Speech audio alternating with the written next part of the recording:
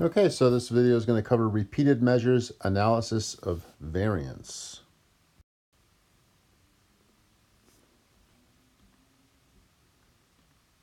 Just to provide a brief overview, again, an ANOVA, or analysis of variance, allows us to evaluate mean differences for two or more groups, but generally we'll use ANOVA when there are more than two, because we could use a t-test if we just had two groups. And so we use ANOVA when we have more than two groups that we want to compare on some dependent measure. But we are limited to one independent variable. I addressed this in class last week. We call these factors. So we're only going to be able to study the effect of a single variable on our dependent measure. And this is considered to be a complex form of ANOVA, the repeat measure ANOVA, in which the samples are related. They're not independent. So this is very similar conceptually to the paired sample t-test or the within participant t-test. Okay, so in a normal independent measures ANOVA, we're going to use multiple participant samples to test the treatments, right? So if we wanted to test the effect of some drug on the symptoms of some psychological disorder, and we were administering different doses, so maybe 5 milligrams, 10 milligrams, and 20 milligrams, in an independent measures test, each of the doses would be administered to a different group, right, with different individuals in each group. So participant samples are not going to be identical. They're going to contain different people, and by definition, or by design, they're going to be different individuals who are going to respond differently to the drug, depending upon all kinds of characteristics that we can't control. And we hope that by randomly assigning people, we kind of distribute all of those variables and those different characteristics about individuals in a random fashion, such that no one characteristic is going to drive our results systematically.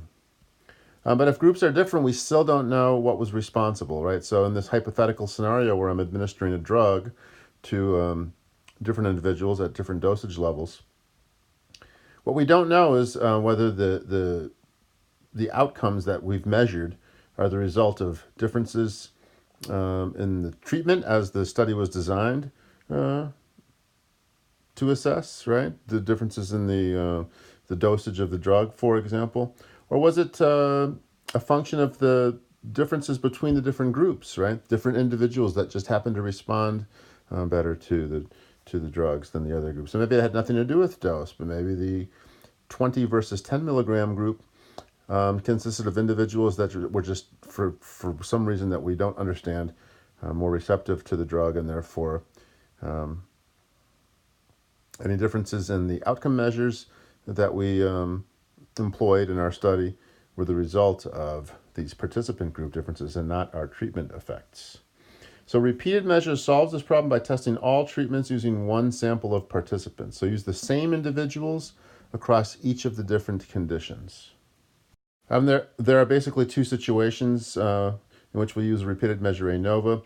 In an experimental situation, we're going to compare manipulated treatment conditions using the same participants across all of the conditions, right? In a non-experimental study, we might compare a group of participants at different times. So maybe before therapy, after therapy, and at some 6-month follow-up or something like that. We might even do a longitudinal study where we have people visit or return to our lab environment once a year for throughout their childhood, or in some cases, longitudinal studies can go on for 10, 15 years. So the same participants coming back every year to be assessed. This would be an example of a non-experimental study that would involve require us to use a repeated measures ANOVA. Okay, so here's some hypothetical data. To illustrate the two examples I just laid out. So up top here, the table that says no distraction, visual distraction, and auditory distraction. Let's imagine a scenario in which we've got participants assigned to do some simulated driving tasks. So they're in the lab and they're doing some simulated driving, and we're going to either not distract the person, we're going to provide some kind of visual distractions, or we're going to provide some auditory distractions. Okay, we're measuring their score how well they drive, do they make mistakes, and then we administer a score.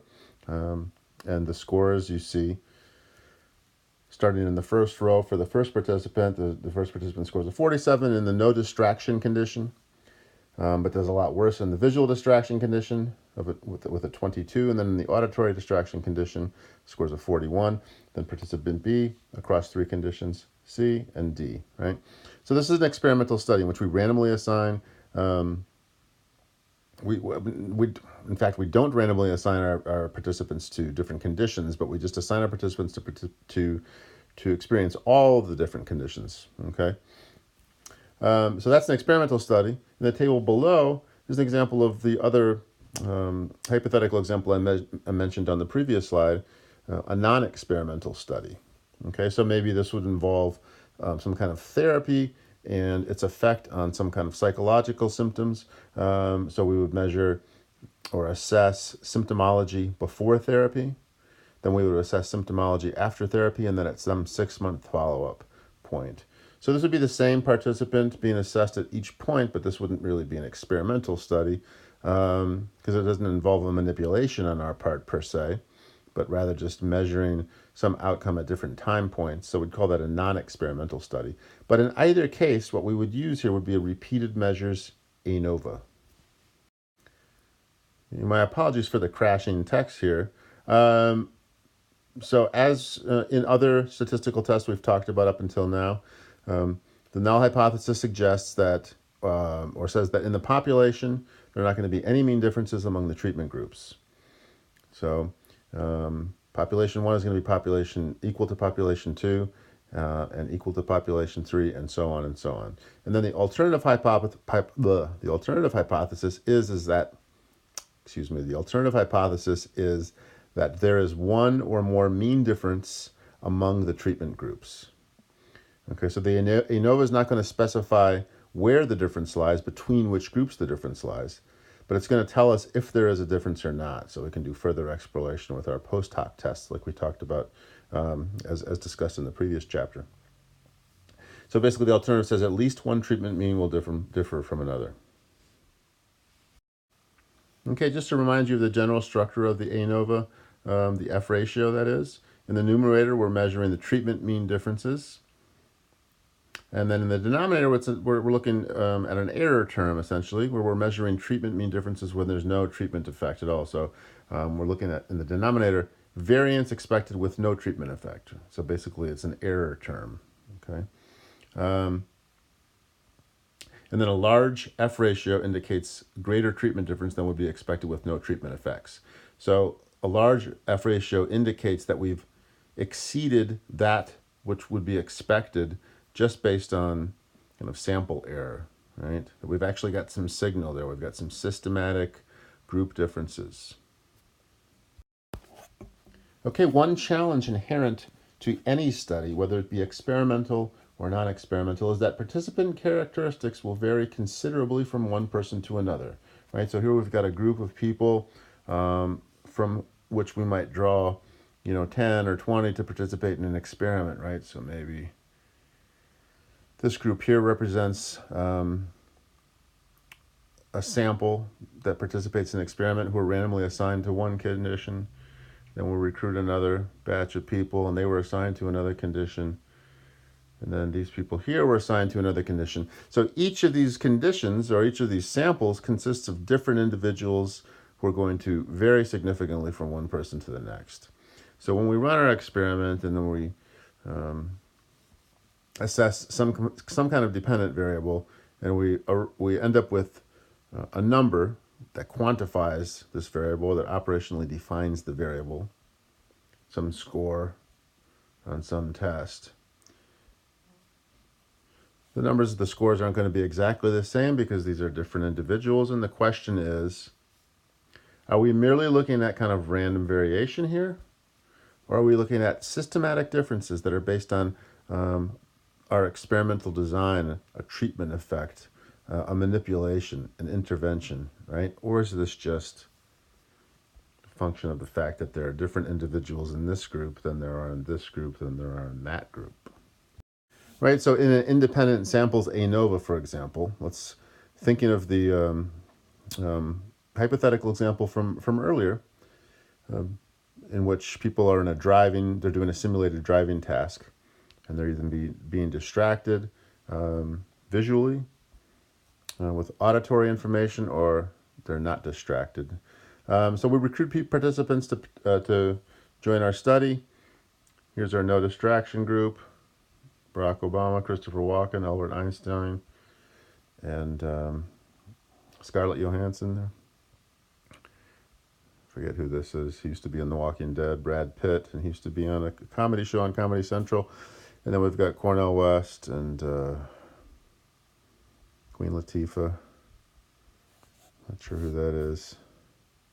That's Audrey Hepburn. So 3 different groups filled with different individuals on our experimental task, right? And again, the challenge here is that because these are different individuals, we're going to end up with different mean scores across these conditions. And we're not going to know whether it's a function of the fact that we've got different individuals in these groups, and we're looking at sample error, or we're looking at systematic differences due to our manipulation, that is distraction, right? We'd have to assess the within sample variance if we're going to run an independent samples ANOVA, and then work through the steps that we worked through last week when we covered independent samples ANOVA, to determine if there's more signal than there is noise here, and that there's actually a true effect. But there's a lot of noise to get past. Okay, take a repeated measures ANOVA, thinking of the same design. In this case, what we would do is each individual that's recruited would participate in every condition. Okay, so Barack Obama's in the no distraction, the visual and auditory description. Scarlett Johansson, each condition. Brad Pitt, each condition. Queen Latifah, each condition. So now what's happening here is now we don't have to worry as much about variability across different individuals who make up our different groups, because we've got the same individuals in each group. So now when we get different scores here,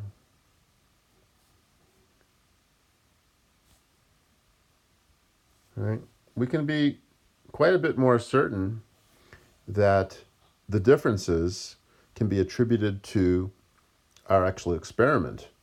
In this case, the no distraction versus visual distraction versus auditory distraction condition, because we've got the same individuals in each group.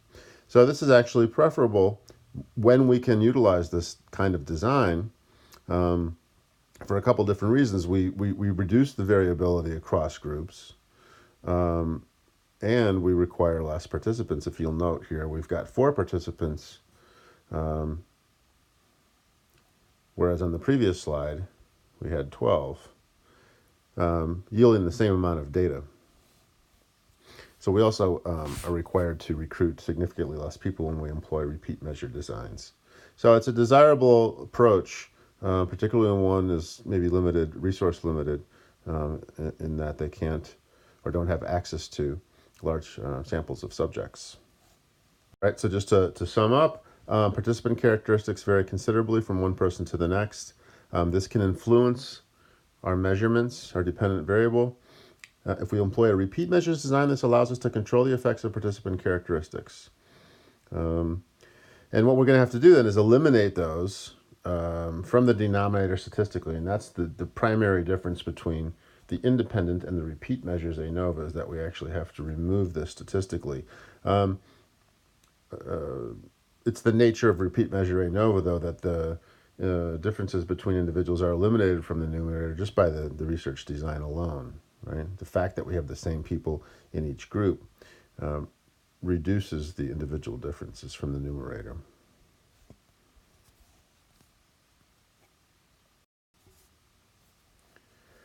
So we've got the structure of the F ratio, right?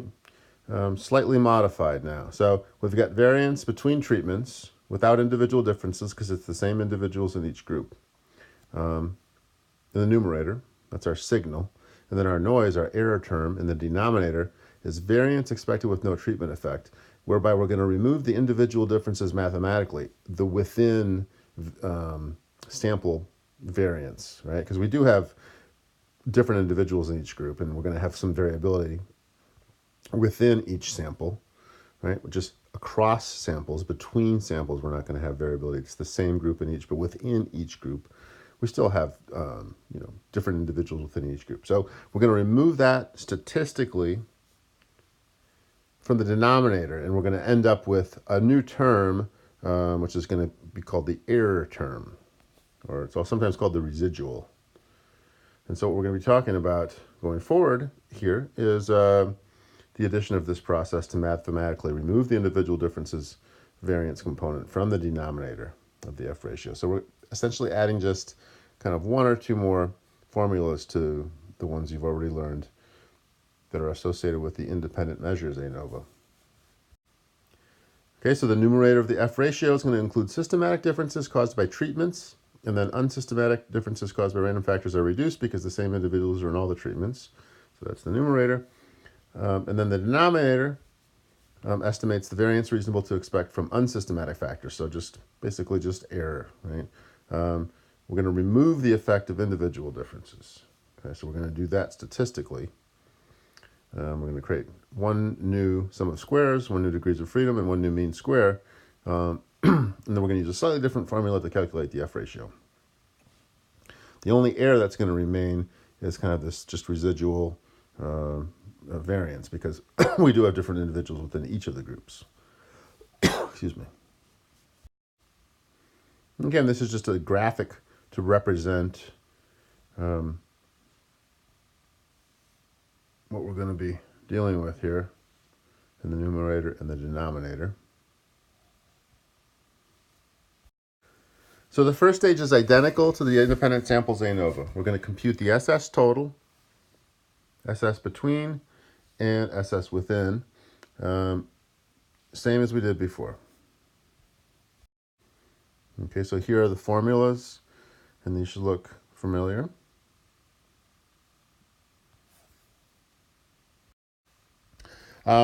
Similarly, in stage one of the repeat measures ANOVA, we're going to calculate degrees of freedom, same as before. Total is big N minus 1. DF within is the sum of all the DF inside each treatment, so little n minus 1, the sum of all of those. And the difference, degrees of freedom between treatments is going to be K minus 1.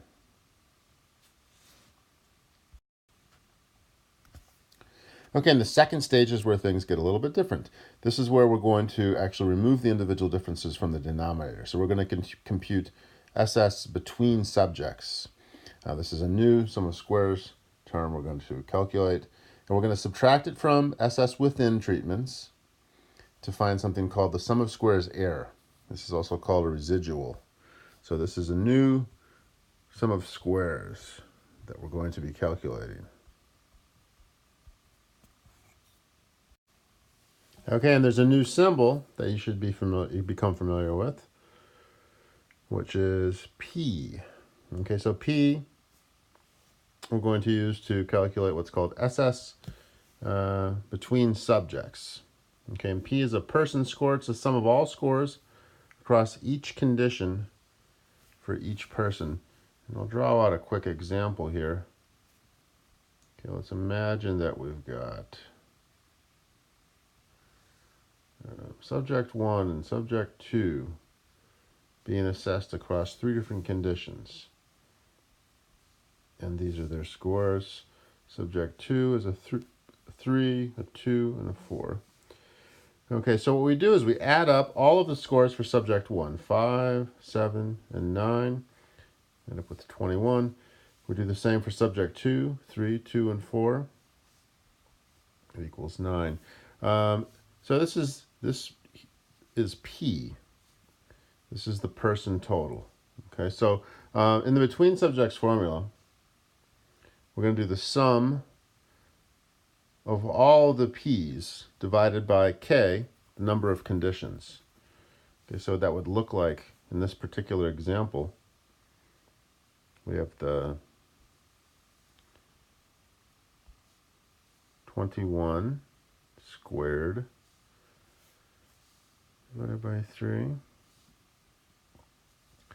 plus 9 squared divided by 3.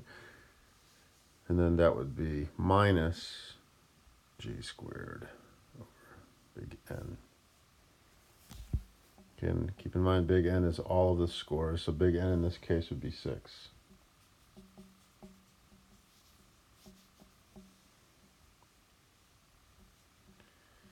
And then g squared would be all of the scores summed and squared. Okay, so this would be the formula for SS between. And we're going to calculate that in order to get to SS error. Okay, this is going to end up becoming the denominator that we're going to use when we calculate the F ratio. And we arrive at SS error by taking SS within treatments, so SS within, minus SS between subjects. Okay, that's going to give us SS error. Okay, we're also going to calculate degrees of freedom between subjects. So new degrees of freedom, this is just going to be little n minus 1.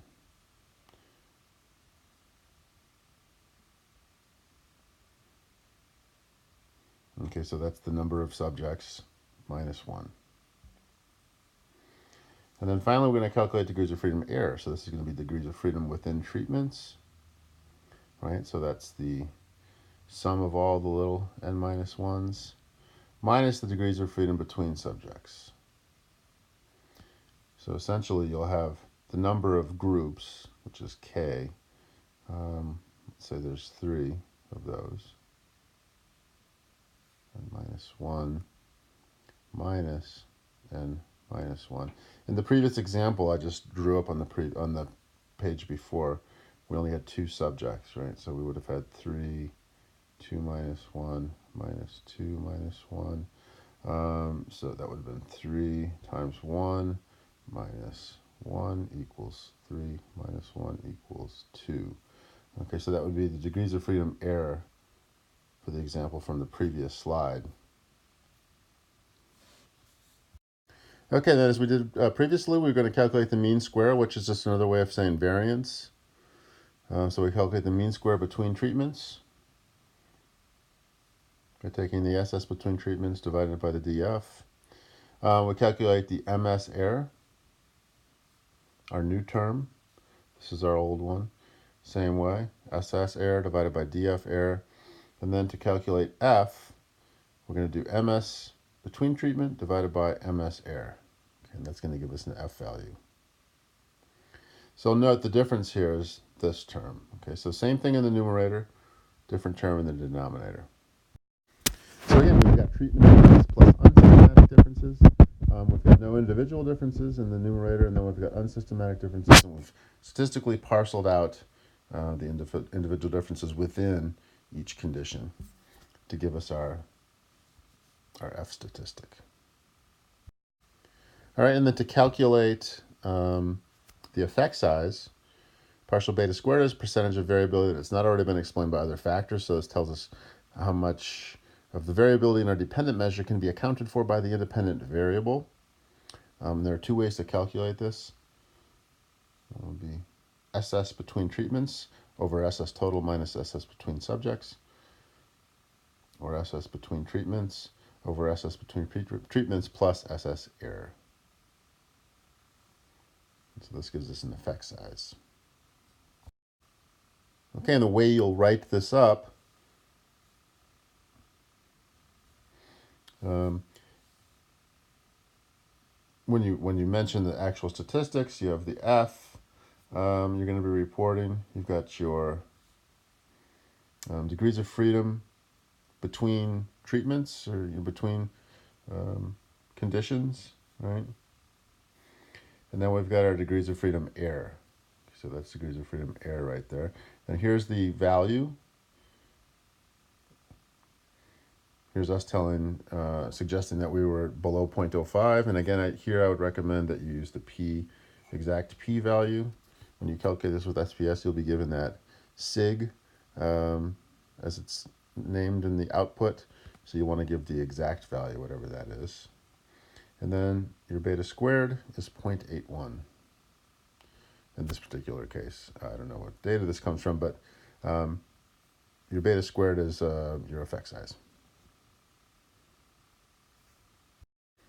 Okay, and then we talked about, and you read about Tukey's HSD as one way to calculate where the differences are in your ANOVA. So this is called a post hoc test. So the ANOVA only tells you that there is some difference in there somewhere, right, between the groups. There's some significant difference. The post hoc test tells you where the differences lie. Okay, so you use the post hoc test to determine exactly where the significant differences exist among the more than two treatment means that you're testing in your ANOVA. And so we talked about Tukey's last time. You can use Tukey's again, except for you'll just substitute SS error and DF error in the formula.